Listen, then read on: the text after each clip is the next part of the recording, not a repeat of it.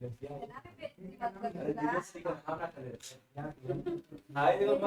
है दिनेश सर जी कलर न तू काय कला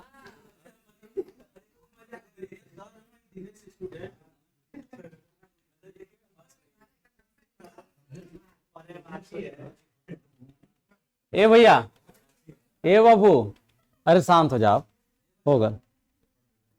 अब बताइए एलसीआर मीटर हेडिंग डाल लीजिएगा। हाँ भाई ए पवन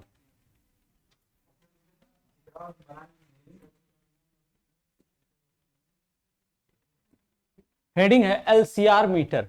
अगर बात किया जाएगा कि एलसीआर मीटर में क्या क्या लगा होता है तो एलसीआर मीटर में क्या क्या लगा भाई, तो आपको दिख रहा होगा कि शुरू में क्या है, ये एक ऑन ऑफ का लगा हुआ पोजीशन। तो एक ऑन ऑफ क्या होता है आपका, ऑन ऑफ स्विच होता है ना भाई। तो एक क्या होता है आपका ऑन ऑफ स्विच होता है और दूसरा क्या होता है, तो दूसरा होता है फंक्शन स्विच। इसको क्या बोलते हैं, फंक्शन स्विच। तो ये दूसरा क्या लगा हुआ है, फंक्शन स्विच लगा है। फंक्शन स्विच क्या करेगा भाई, बोले भाई। तो आपको पता है सबसे पहले अगर मीटर को चालू करना है तो मीटर को चालू करने के लिए क्या करेंगे, ऑन ऑफ बटन को दबाएंगे ना। तो जब इसको ऑन करेंगे मीटर को, तो मीटर को ऑन करने के बाद किसको मापना है ये पहले जानेंगे, यल को मापना है कि सी को मापना है कि आर को मापना है। जिसको मापना होगा उसे कहां लगाया जाएगा, तो उसे आपका ये जो आपका दिया हुआ है ये टर्मिनल, इस टर्मिनल में लगाएंगे। लो के लिए लो वाले में लगाएंगे और हाई के लिए हाई वाले में लगाएंगे आप। तो अब हम क्या करेंगे, अब हमको अगर रेजिस्टेंस मापना है तो इस फंक्शन स्विच को घुमा करके कहां सेट करेंगे, आर पे। अगर हमको यल मापना है तो कहां सेट करेंगे, यल पे। अगर हमको कैपेसिटर सी मापना है तो कहां से सेट करेंगे, सी वाले पर सेट करेंगे। इतनी बात क्लियर हो गई। तो दो चीजों की हमने बात की, पहला ऑन स्विच या ऑफ स्विच है, दूसरा क्या है, दूसरा है फंक्शन स्विच, हो गया। या इसको कहते हैं एडजस्टमेंट, जीरो एडजस्टमेंट स्विच। उसके बाद तीसरा क्या है, तीसरा है हमारा रेंज स्विच। तीसरा क्या लगा हुआ है आपका, रेंज स्विच लगा है, ये लगा ना रेंज स्विच। और क्या लगा भाई, बोले चौथा क्या लगा है, तो चौथा ये हमारा अननोन सप्लाई को मापने के लिए हमारा टर्मिनल लगा हुआ है। जिस टर्मिनल में आप स्थापित करेंगे, टर्मिनल में स्थापित करने के बाद क्या करेंगे, उसका मेजरमेंट करेंगे। तो क्या लगा है, ये अननोन सप्लाई के लिए क्या लगा है आपका, मेजरमेंट करने के लिए, अननोन मेजरमेंट करने के लिए क्या लगा हुआ है आपका, टर्मिनल लगा है। अननोन मेजरमेंट करने के लिए क्या लगा है आपका, टर्मिनल लगा हुआ है। और इसके बाद क्या भाई, बोले अब जो भी आप वैल्यू नापेंगे वो वैल्यू कहां रिप्रेजेंट होगी, तो वो वैल्यू यहां पर रिप्रेजेंट होगी ना। तो इसके लिए क्या लगा है आपका, पूरा पूरा एक डिस्प्ले यूनिट लगा है ना। एक क्या लगा हुआ है, इसको क्या बोलेंगे, डिस्प्ले यूनिट। तो लिखेगा इसमें एलसीआर मीटर के निर्माण में, सॉरी एलसीआर मीटर की परिभाषा पहले लिख लीजिएगा। वह मीटर जिसकी सहायता से प्रतिरोध, प्रेरकत्व तथा संधारित्र, प्रतिरोध, प्रेरकत्व तथा संधारित्र तीनों का मापन, प्रतिरोध, प्रेरकत्व तथा संधारित्र तीनों का मापन एक ही मीटर के द्वारा किया जाता है। तीनों का मापन एक ही मीटर के द्वारा किया जाता है। तो उसे एक ही मीटर के द्वारा किया जाता है, तो उसे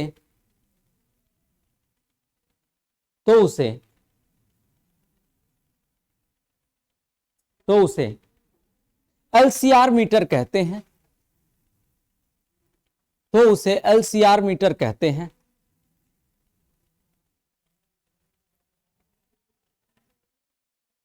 तो उसे एलसीआर मीटर कहते हैं। पैराग्राफ चेंज करके लिखेगा, इस मीटर के निम्नलिखित भाग होते हैं। इस मीटर के निम्नलिखित भाग होते हैं। पहला ऑन ऑफ स्विच, पहला ऑन ऑफ स्विच। दूसरा टेस्ट टर्मिनल, दूसरा टेस्ट टर्मिनल। दूसरा टेस्ट टर्मिनल। तीसरा फंक्शन स्विच, तीसरा फंक्शन स्विच। तीसरा फंक्शन स्विच। चौथा रेंज सेलेक्टर, चौथा रेंज सेलेक्टर। पांचवा डिस्प्ले यूनिट, पांचवा डिस्प्ले यूनिट, पांचवा डिस्प्ले यूनिट, पांचवा डिस्प्ले यूनिट। हो गया भाई, पांचवा डिस्प्ले यूनिट। तो कितने टोटल लगे हैं भाई? टोटल 5 लगे हैं। कौन कौन से? तो पहला क्या लगा है? On off switch. दूसरा क्या लगा है आपका? तो दूसरा टेस्ट टर्मिनल लगा है। तीसरा क्या लगा है? तो तीसरा लगा है फंक्शन स्विच। चौथा क्या लगा है? तो चौथा लगा है आपका क्या? Range switch. और पांचवा क्या है? तो पांचवा हमारा डिस्प्ले यूनिट। जब मीटर को चालू करना होगा तो सबसे पहले किसका यूज करेंगे? ऑन ऑफ स्विच का। तो पहली हेडिंग डाल लीजिएगा ऑन ऑफ स्विच। हाँ,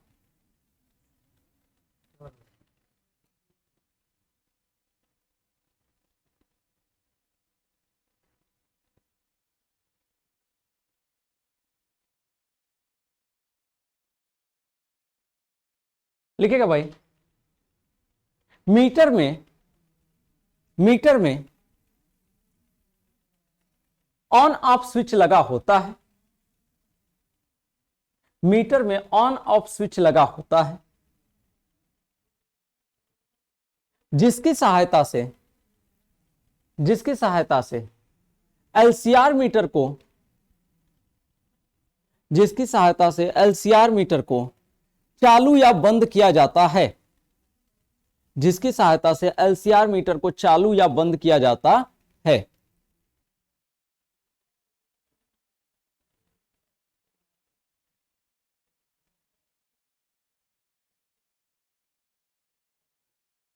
हो गया। अगली हेडिंग डालेगा, अगली हेडिंग है टेस्ट टर्मिनल। अगली हेडिंग है टेस्ट टर्मिनल। टेस्ट टर्मिनल में क्या होगा भाई? तो पिन लगाएंगे। आपका जो 2 पिन होंगे उन 2 पिनों को इनमें स्थापित किया जाएगा, इन टर्मिनलों में। तो लिखेगा 3 है, 3 होते हैं पिन ना, 3 या 4 होते हैं। एक कॉमन के लिए होगा, एक हाई के लिए होगा, एक लो के लिए होगा। तो लिखेगा टेस्ट टर्मिनल में इसमें 3 टर्मिनल या 4 टर्मिनल होते हैं। इसमें 3 टर्मिनल या 4 टर्मिनल होते हैं। और इन टर्मिनलों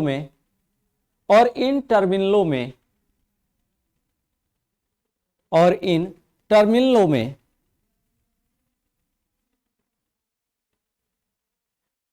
टेस्ट पिन को लगाया जाता है।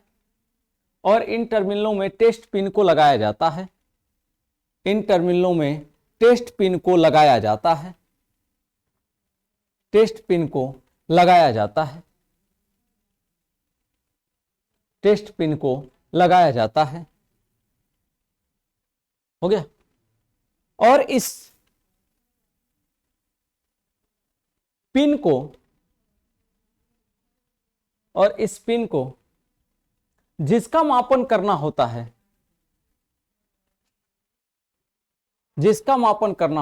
उसके साथ कनेक्ट करते हैं। जिसका मापन करना होता है उसके साथ कनेक्ट करते हैं।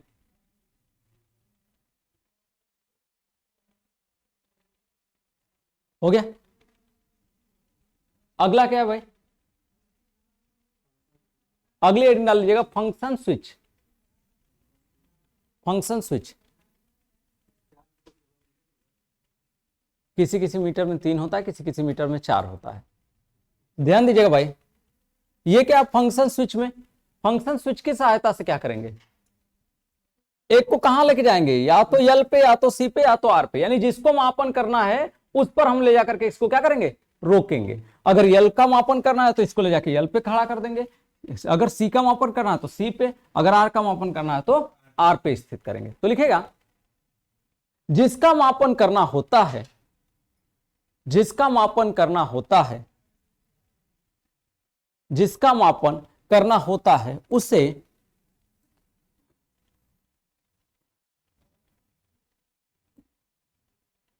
उस फंक्शन स्विच को लिखेगा, उस फंक्शन स्विच को जिसका मापन करना होता है उसके लिए, उस फंक्शन स्विच को, उसके लिए उस फंक्शन स्विच को जिसका मापन करना होता है उसके लिए उस फंक्शन स्विच को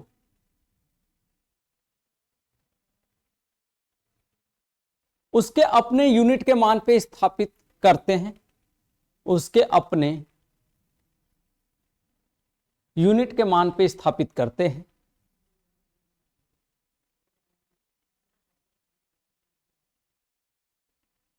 यदि यल का मापन करना हो तो यल पे, यदि सी का मापन करना हो तो सी पे, यदि आर का मापन करना हो तो आर पे रखते हैं। ठीक भाई, अगली हेडिंग डालेगा, अगला क्या भैया, रेंज।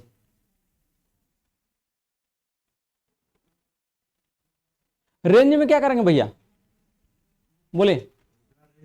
अब इसमें देखिए रेंज भी दिया होगा, रेंज में क्या दिया होगा, इसमें इधर दिखाया है आपका, क्या दिखाया है, इधर ओम में मान दिखाया है, कहां से कहां तक दिखाया है, तो ये दिखाया है आपका, ये मान दिखाया जिसमें लिखा हुआ है आपका 3, 10, 30 ऐसे लिखा हुआ है।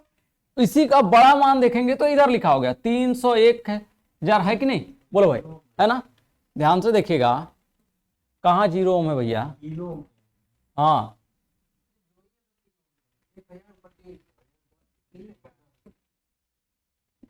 तो ध्यान से देखेंगे तो इधर क्या दिखाया गया है, इधर वाली लाइन में दिखाया गया ये ओम में मान दिखा रहा है, और इधर वाली लाइन में क्या है, किलो में दिखा रहा है। उसी तरह से अगर ध्यान से देखेंगे तो इधर वाले मान में क्या है, ये पिको फैरेड में है, और इधर किस में है, नैनो फैरेड, नैनो फैरेड में भाई, है ना। उसी तरह से देखेंगे तो इधर क्या है, माइक्रो हेनरी में है, और इधर क्या है, मिली हेनरी में। तो इधर साइड में, ये वाली जो साइड है, इधर निम्न मान को प्रदर्शित कर रहा है, और इधर की जो साइड है वो किसको प्रदर्शित कर रही है, उच्च मान को प्रदर्शित कर रही है, कर रही है ना। इधर क्या है, इधर सिर्फ ओम है ना। ओम की बड़ी यूनिट क्या होगी, किलो ओम, जो कि उसके विपरीत में है। उसी तरह से बात करें क्या भैया, पिको फैरेड है, पिको फैरेड है 10 के घाते -12 होगा ना।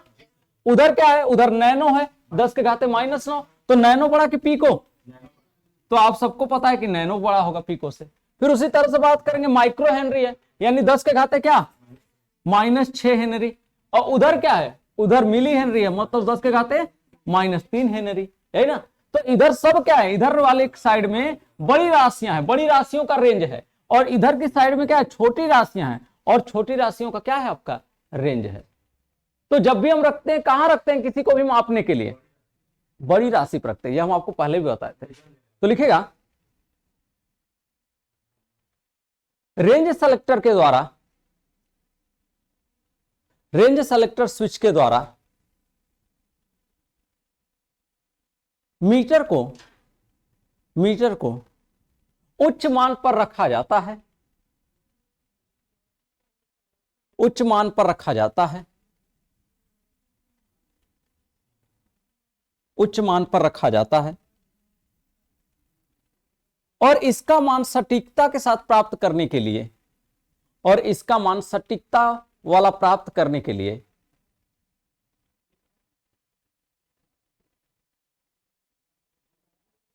सटीकता वाला प्राप्त करने के लिए उस मान के ऊपर वाले रेंज पर, उस मान के ऊपर वाले रेंज पर, उस मान के ऊपर वाले रेंज पर उस मान के ऊपर वाले रेंज पर स्थित करके, उस मान के ऊपर वाले रेंज पर स्थिर करके सटीकता वाला मान ज्ञात किया जाता है।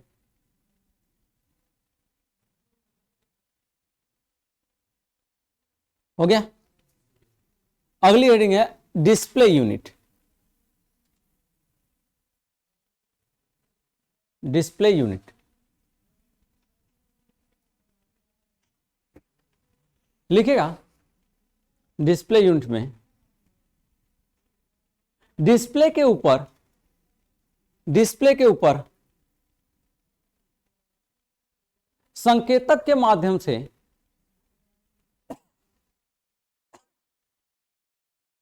डिस्प्ले के ऊपर संकेतक के माध्यम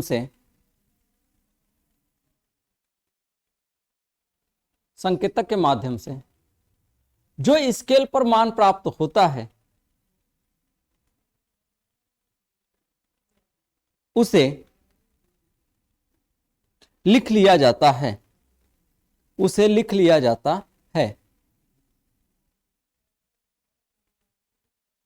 हेडिंग डालेगा application of LCR meter. Application of LCR metre.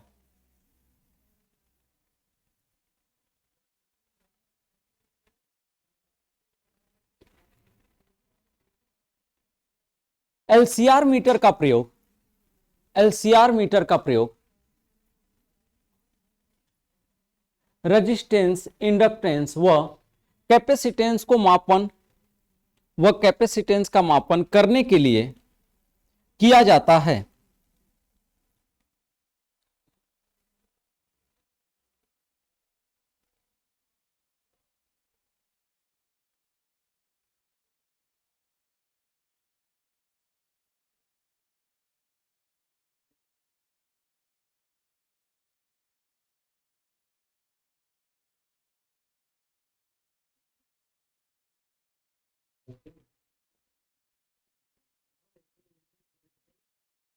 को मापने के लिए किया जाता है।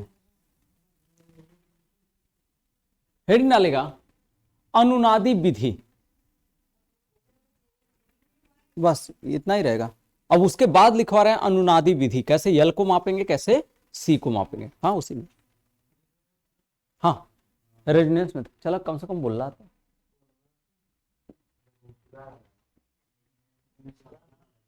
रेजोनेंस मेथड में ये वाला फिगर है आपका,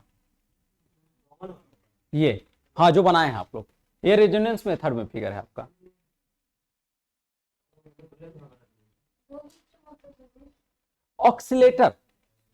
ऑक्सीलेटर में क्या होता है, एक्सल का मान एक्सी के बराबर किया जाता है।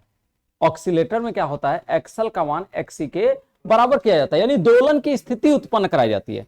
नाम से ही क्या लग रहा है, ए भैया नाम से ही क्या लग रहा है, दोलित्र मतलब दोलन, यानी ऑक्सीलेशन हो सके, आपका दोलन कर सके। दोलन जानते हैं ना क्या होता है, तो दोलन करेगा कैसे, जैसे यहां पर क्या है आपका कि ये हमारा दोलित्र का मतलब है, ऑक्सीलेटर का मतलब इसको हम सप्लाई देंगे। इधर ध्यान दो जी, इसको हम सबसे पहले सप्लाई देंगे। जब इसको सप्लाई देंगे तो इसके कुंडली पे सप्लाई आएगी। जब इसके कुंडली पे सप्लाई आएगी तो वो दूसरी कुंडली पर क्या होगी, सप्लाई जाएगी। यानी पहली कुंडली की सप्लाई दूसरी कुंडली पे क्या होगी, ग्रंथित होगी ना फ्लक्स के माध्यम से। दोनों किस माध्यम से लिंक होंगे, ये दोनों आपस में लिंक होंगे तो फ्लक्स के माध्यम से लिंक होंगे ना, जिसकी वजह से इसमें क्या होगा, विद्युत वाहक बल प्रेरित होगा, और जिसकी वजह से क्या बहेगी, आपका प्रेरित धारा बहेगी। बहेगी कि नहीं, तो जिसकी वजह से प्रेरित धारा इसमें बहेगी कि नहीं, तो ये हमारी प्रेरित धारा बहेगी और इसमें प्रेरित विद्युत वाहक बल उत्पन्न होगा। अब एक बात समझिए, आप पढ़े होंगे एक्सल बराबर सॉरी आई बराबर क्या होता है, V बाई एक्सल होता है, IL बराबर। उसी तरह से IC के लिए भी पढ़े होंगे, IC बराबर क्या होता है, V अपान XC।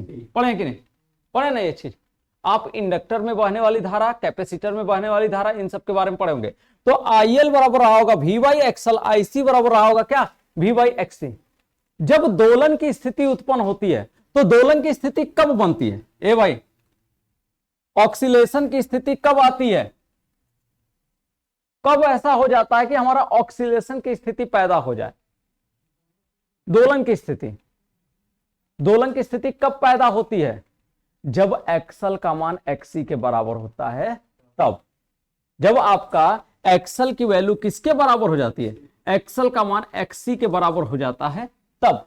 यानी ये यल के अंदर कार्य कौन करता है, एक्सल, सी के अंदर कौन कार्य करता है, एक्सी। जब इन दोनों का मान आपस में बराबर होता है तो दोलन की स्थिति उत्पन्न हो जाती है। एक्सल बराबर क्या होता है फार्मूला, ओमेगा इंटू यल पढ़े होंगे।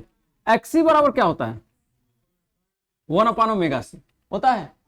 अगर आप जानते होंगे तो इसको हम ओमेगा को इधर लाएं तो एलसी बराबर क्या हो जाएगा, 1/ओमेगा स्क्वायर। या क्या लिख सकते हैं इसी को, या इसी को हम लिख सकते हैं एलसी बराबर 1/4 पाई स्क्वायर एफ स्क्वायर, लिख सकते हैं कि नहीं। अब अगर किसी एक का मान पता हो, जैसे हमको फ्रीक्वेंसी का मान पता है, कैपेसिटेंस का मान पता है, तो क्या हम यल का मान ज्ञात कर सकते हैं, बोले भाई। अगर हमको जैसे फ्रीक्वेंसी हम जो भी देंगे तो उस फ्रीक्वेंसी का मान अगर हमको पता रहे, उस फ्रीक्वेंसी का मान पता हो और एक हम वेरिएबल कैपेसिटर लगा दें यहां पे जिसके मान को हम जानते हो आपका, तो क्या हमको यल नहीं ज्ञात हो जाएगा, बिल्कुल हो जाएगा आपका। तो यहां से अगर हमें कैपेसिटर सी की वैल्यू ज्ञात करनी होगी तो 1/4 pi square F square into क्या हो जाएगा, यल। इसकी सहायता से हम क्या ज्ञात कर लेंगे, कैपेसिटर सी का मान ज्ञात कर लेंगे। तो लिखिएगा इसमें, इस प्रकार की विधि में, इस प्रकार की विधि में ऑक्सीलेटर के माध्यम से, ऑक्सीलेटर के माध्यम से, इस प्रकार की विधि में ऑक्सीलेटर के माध्यम से दोलन की स्थिति को उत्पन्न कराया जाता है। ऑक्सीलेटर के माध्यम से दोलन की स्थिति को उत्पन्न कराया जाता है।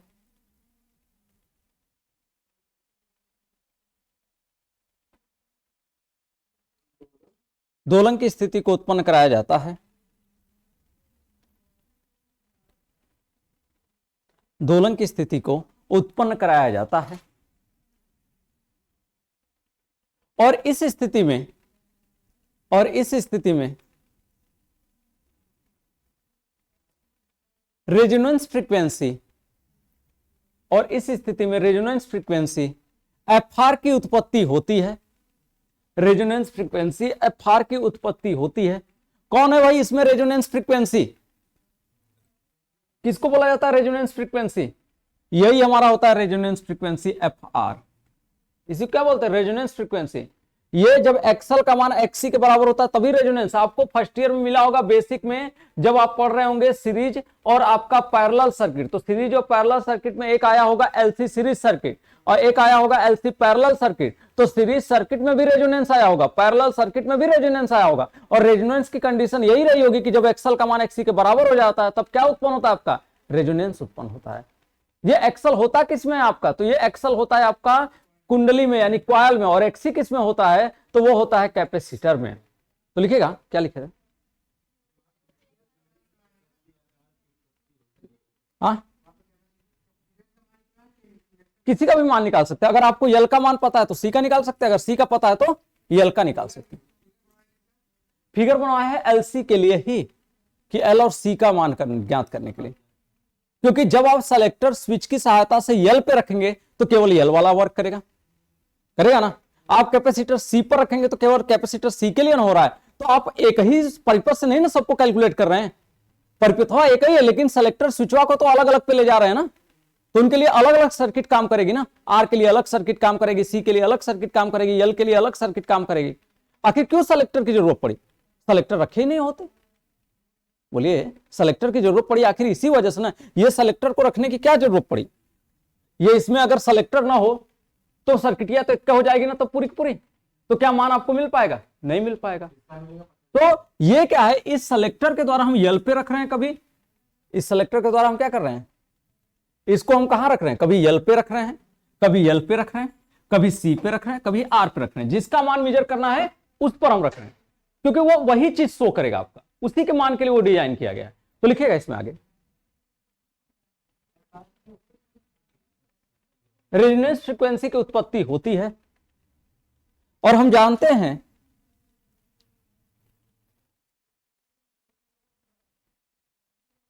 रेजोनेंस सर्किट में तभी उत्पन्न होता है जब एक्सएल का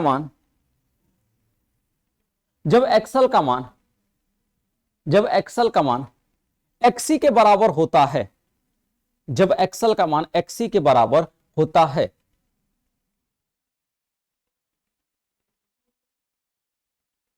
जब एक्सएल का मान एक्सी के बराबर होता है। रेजोनेंस तभी उत्पन्न होता है जब एक्सएल का मान एक्सी के बराबर होता है। आगे लिखेगा, एक्सएल का मान एक्सी के बराबर होता है। आगे लिखेगा, ये वाला पॉइंट उतार लीजिएगा, एक्सएल बराबर एक्सी के बाद वाला, यहां से लेके यहां तक।